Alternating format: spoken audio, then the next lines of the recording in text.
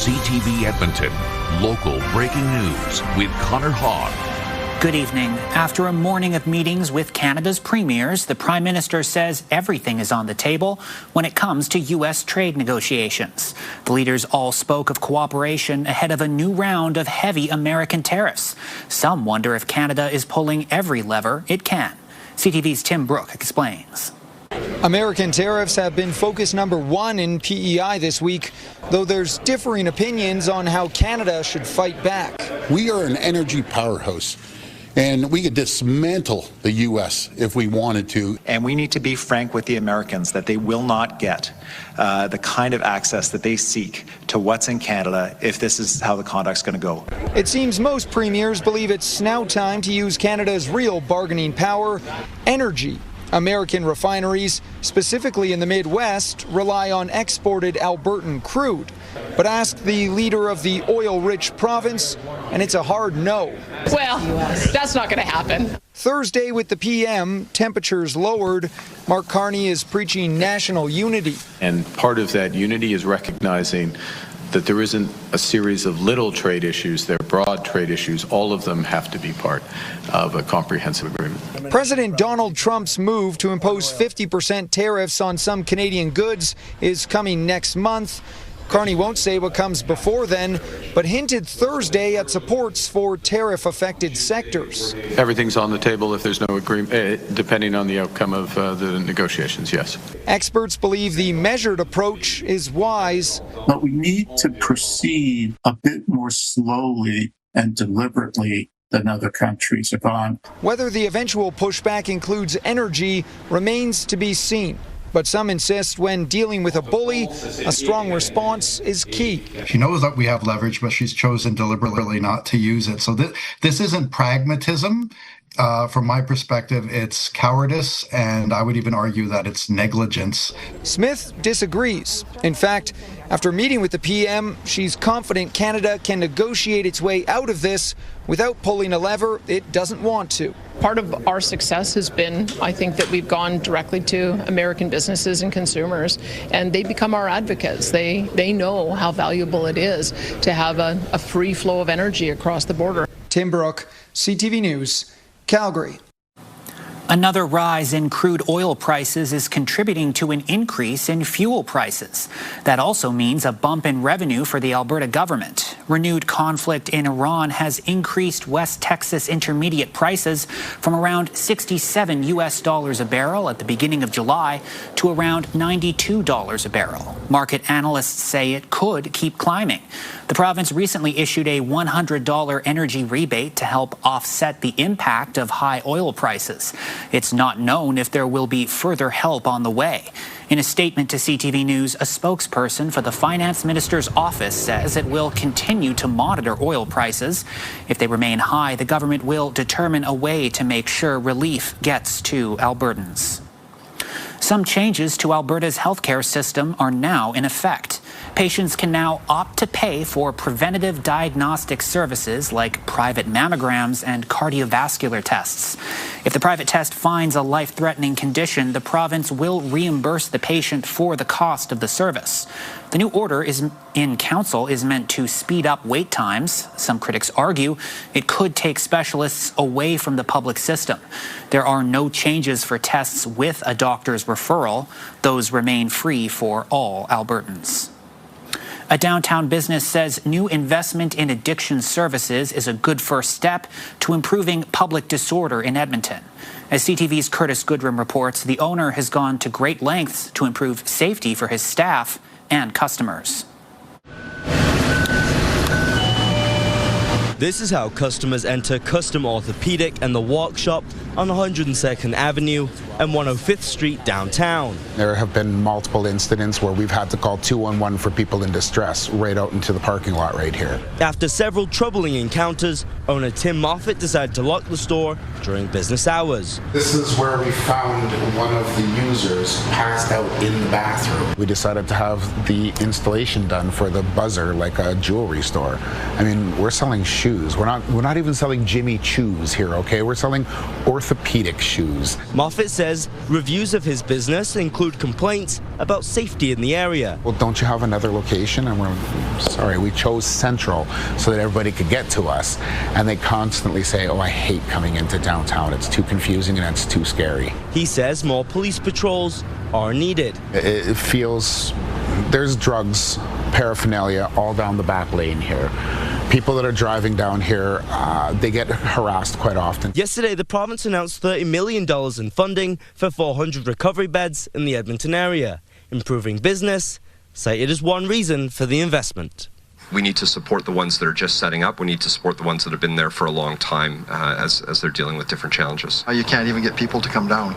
And we have to change that because we have to be compassionate for the people, but we also have to be compassionate for the businesses. Moffat says this is a positive move, but more is needed. It's a good start, but honestly, addressing overall homelessness, like having better shelter funding would probably help quite a bit. The new recovery beds are expected to start opening next year.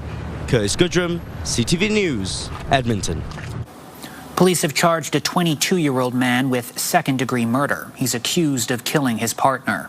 2 weeks ago, Edmonton police were called out to a home in southeast Edmonton. A 23-year-old woman was found unresponsive with suspicious injuries. She died a few days later in hospital. The medical examiner's office says an autopsy confirms she was strangled. Police say they're not looking for any additional suspects. 3 members of the Canadian Army were injured during a training exercise on the Athabasca Glacier. On Friday, they were doing crevasse rescue training at the Columbia ice field. Officials say the 3-person rope team fell about 20 meters into a crevasse. They were all injured but in stable condition when they were flown to hospital in Jasper. The military says because this type of training is inherently high risk, rescue people are on standby, which is why the injured personnel were quickly helped. Edmonton skies have been lighting up this month with thousands of lightning strikes recorded so far. One of those strikes scarred the sidewalk outside a Northwest elementary school. People are now stopping by to see the damage in person. CTV's Naramanisa has more. She's sticking her nose right in it. Mike and Janet Jeffrey, along with their dog Utah, drove from St. Albert to the school in Northwest Edmonton to see a sidewalk. So I wanted to come check it out just to see what the damage was. Earlier this week, lightning struck the pavement, leaving behind a small crater. It also affected a nearby fire hydrant halfway down the block. I think it's incredible the power that it had, and it looks like slight damage, but there's a hole in the concrete. The city has marked the spot as underground work is needed. The hydrant is in working order. EPCOR cleaned it up, saying it was only damaged on the exterior. Most often if it hits a tree or something, the tree cracks and you don't really see anything, where this one you can actually see some evidence of it, or more evidence. It's been a stormy July. Environment Canada says roughly 11,000 lightning strikes have been recorded so far this month, a major jump from July 2024 and July 2025. Each saw about 2,000 strikes recorded. We've got a lot of moisture in the region. Still very humid. You can feel it when you're outside. It's very muggy. CTV meteorologist Corey Adel says wet weather and heat is the perfect storm for lightning shows. So we've had a lot of really big turbulent storms, very moisture driven. And the more moisture that you have in these storms, the bigger they get and the more active they become and the more electrically charged as well. The city says it plans on preserving the portion of sidewalk that was struck. It's planning to give it to the University of Alberta for research purposes. Probably had a lot of visitors, huh? A neighborhood attraction sparking a lot of attention. Naramanisa, CTV News, Edmonton. The Northern Tornadoes Project has classified a tornado near Robb as an EF2. It happened last Friday. Researchers estimate the wind speed to be about 190 kilometers an hour. They also believe it traveled about 10 kilometers. The Northern Tornadoes Project also released aerial photos of the damaged area. There have been 27 tornadoes reported in Alberta recently, the most active season in the past decade. As hot weather settles in, it comes with a warning for pet owners. If you're going shopping or someplace that doesn't allow pets inside, leave them at home, not the car. As CTV's Amanda Anderson reports, the city's animal control officers hope new fines will mean fewer incidents.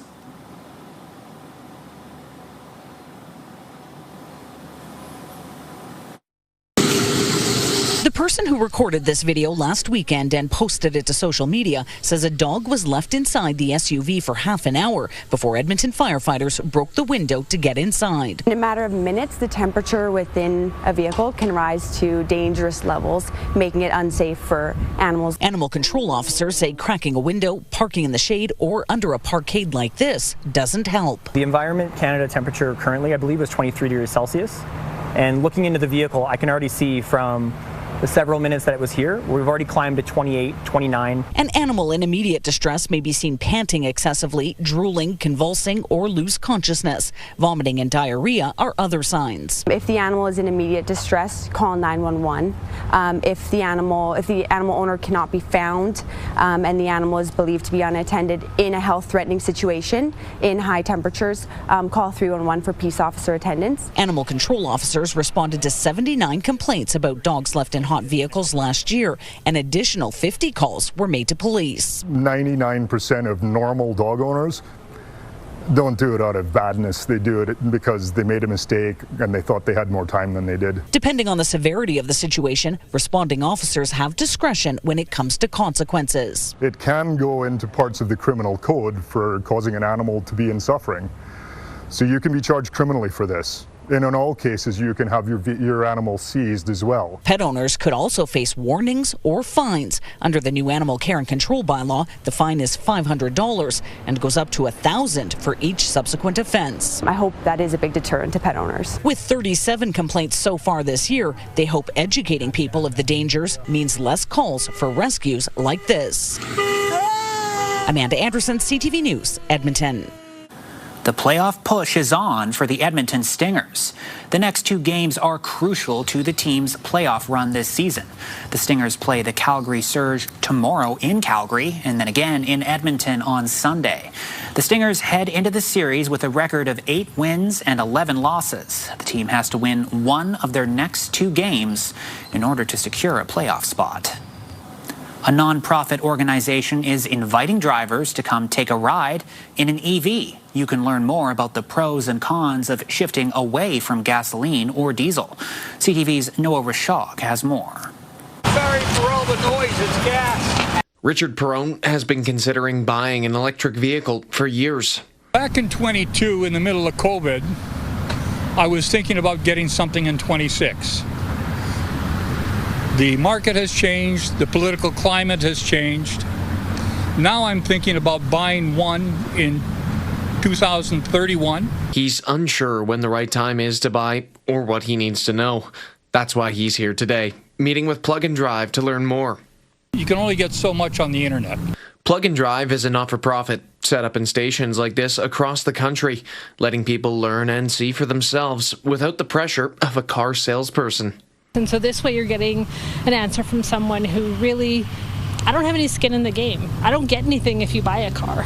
I just love it. And so I want to share that with you, that they're awesome and fun, and I wouldn't ever go back to gas. Plug and Drive isn't just educating people about these vehicles. They've got half of a dozen EVs here, and they're letting participants take them out for a spin.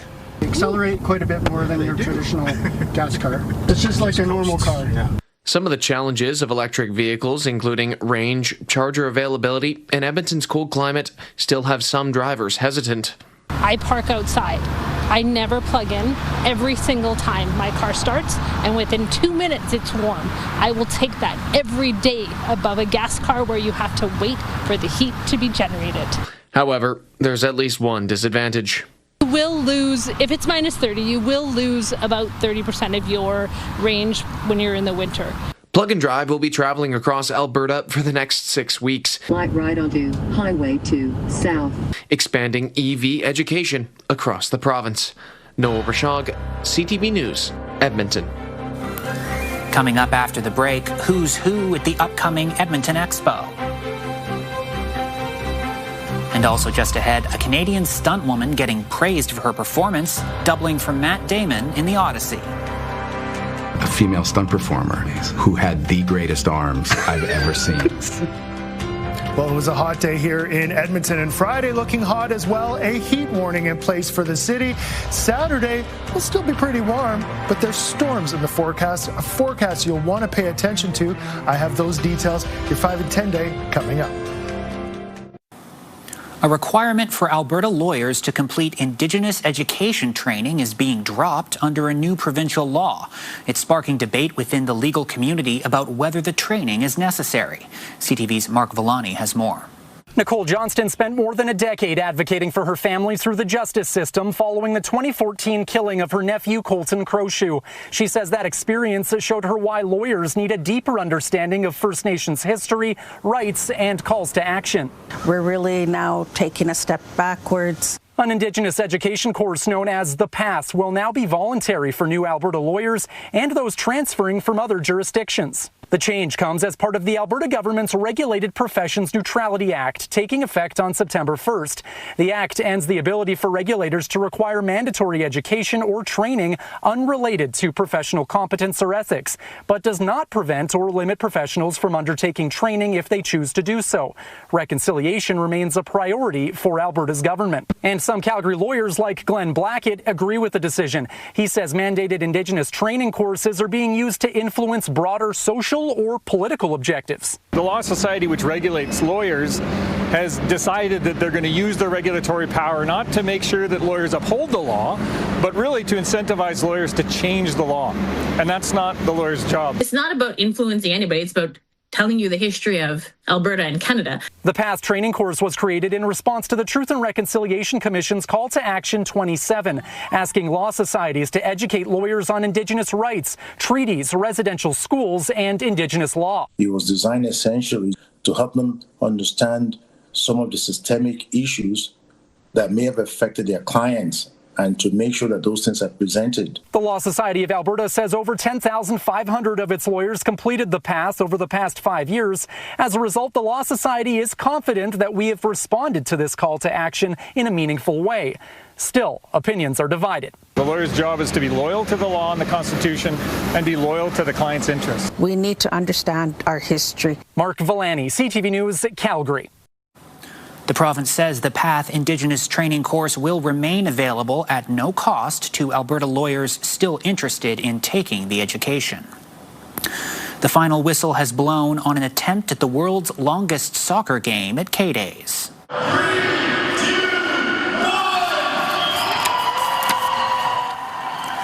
It was also a fundraiser for Alberta Dreams, which helps fulfill wishes for kids with severe illnesses. Organizers say the record was to beat 60 hours. This game lasted for 72. A Canadian stuntwoman is receiving praise for her performance, doubling for Matt Damon during filming of Christopher Nolan's The Odyssey. My double was a woman, a female stunt performer who had the greatest arms I've ever seen. Damon gave props to Vancouver's Devin Dalton during a recent podcast interview. The 4'6" stunt performer stood in for Damon during a scene where Odysseus and his crew take on a tribe of cannibalistic giants. She tells CTV News she was humbled by the praise. I think it's really amazing of Matt to just kind of throw a little recognition, and I hope it shines more of a light on like stunt actors and just the work that we do. And then also I just was really stoked that as a female, just kind of celebrating being strong, and that was really important to me too. Between her acting, voiceover, and stunt work, Dalton has more than 90 credits, including the movie Weapons and the TV series The Last of Us. Contrary to his catchphrase, Edmontonians will be able to see John Cena at the Edmonton Expo. What superhero are you? Peacemaker. Get out of here! There's no superhero called Peacemaker! Dude, I'm famous. The star of Peacemaker, The Suicide Squad, and more made a name for himself as a wrestler before transitioning to acting. He'll be available for autographs and photos with fans. He'll also take the stage for what's called John Cena Live. Tickets for those events go on sale Tuesday. He'll join previously announced guests, including Ron Perlman and several cast members from the TV series The Boys, at the Comics and Entertainment Expo. The Expo runs September 18th to the 20th.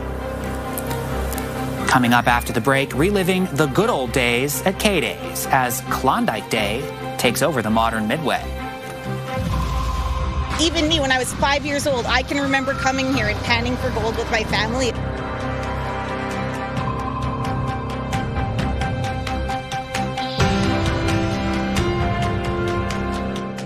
Programming brought to you by James H. Brown Injury Lawyers, the heavy hitters of injury law.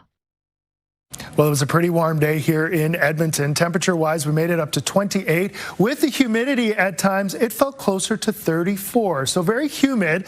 The Humidex factor making it feel warmer.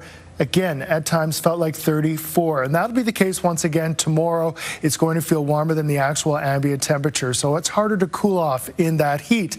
Average seasonal high, 24. The record is 33. Last year on this day, we were at 20. Let's take a look at the smoke forecast, the Air Quality Health Index. For today, we ended off at a 4, so the low end of the moderate health risk. Tomorrow, a 5. Now, southern areas of the province, Calgary ended off with a high health risk, and that'll be the case for tomorrow, 7s. They're starting to see the smoke come over from BC. We were seeing smoke from northern areas coming in from north of the province, but southern areas are going to start to see the smoke come over from BC and affect air quality. There is an air quality warning for Calgary, Banff, and areas in and around Jasper, so not the best air quality to the south of us. We ended up at 28, 29 Cold Lake, Medicine Hat, and Lethbridge ended off at 34 degrees. It was quite hot in southern areas of the province. As we take a look at the futurecast, mostly clear throughout the overnight and early parts of tomorrow. We might see a little bit of high scattered cloud.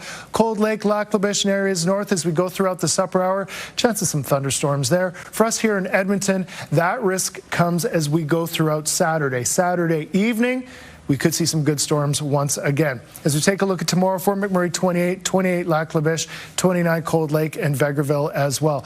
Red Deer a high of 30.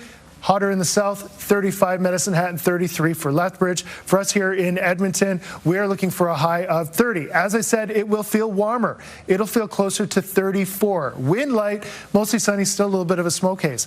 28 Saturday as we go throughout the supper hour and evening. Could see some good thunderstorms roll through the Edmonton area, so keep an eye on that Saturday. 24 Sunday with a slight chance of showers, and then Monday 25 and 26 on Tuesday. Temperatures fairly similar to that throughout the rest of the extended forecast, until we get in towards Sunday, where we could see some storms and temperatures dropping off. But before that, 30 again tomorrow, 28 for Saturday, and a risk of some good thunderstorms. K-Days has come a long way from centering around the gold rush and the Wild West. Today, the Midway honored its past while looking towards the future. CTV's Miriam Valdez-Carletti was there. Klondike Park is a blast from the past. Searching for something shiny at the gold rush is just one way to embrace where K-Days all started. Klondike Days was a celebration of kind of our connection as the gateway to the north, and that included the gold rush. And so even me, when I was 5 years old, I can remember coming here and panning for gold with my family. And we're both huge crystal fiends. We're really into rocks, so this is the highlight for us. The Midway celebrated its gold rush heritage with themed entertainment. While many rides have evolved since this, the joy on people's faces is the same over the years. I think a lot of people come to K-Days because they came here as a kid, and they want to relive those memories, you know, that when they were kids, their mom and dads brought them down here and went on the merry-go-round and the Ferris wheel. Klondike Mike is a big staple at K-Days, a reminder of where the Midway started nearly 150 years ago. Klondike Mike, a 36-foot fiberglass statue, symbol of Klondike Days, greets visitors at the main gate of the fairground. It's a really great celebration of kind of the deep history that we have here in Edmonton that sometimes we forget about as we grow as a new city. Some carnival goers don't want to forget and are holding on to the K in K-Days. I always dress up every year because Klondike Days is Klondike Days to me. I grew up with it, and I love Klondike Days when people dressed up. It's really spectacular, especially on Sundays. Like, remember, Sundays, everybody would be all decked out in their Klondike wear, coming down here and having a great day. Organizers are looking ahead to 2029, when the Midway will be celebrating 150 years of entertainment and nostalgia. We have been a fair in Edmonton since before Edmonton was officially a city. The celebration will be a chance to further reflect on the festival's iconic history. Miriam Valdez-Carletti, CTV News, Edmonton. It's always nice to see Klondike Mike. That's our show for this evening. For the latest news anytime, visit our website, ctvnewsedmonton.ca. Thank you for spending your time here. Have a good night.